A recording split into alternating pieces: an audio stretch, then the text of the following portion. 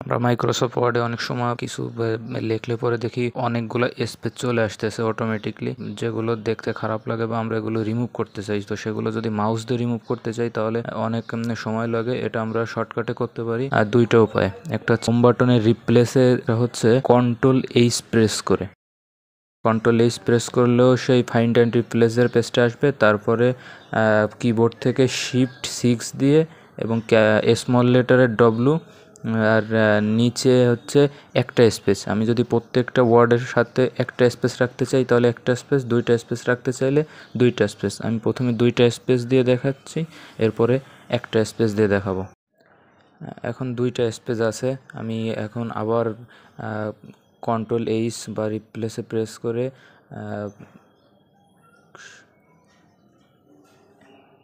Replace উইথের জায়গায় একটা space replace all.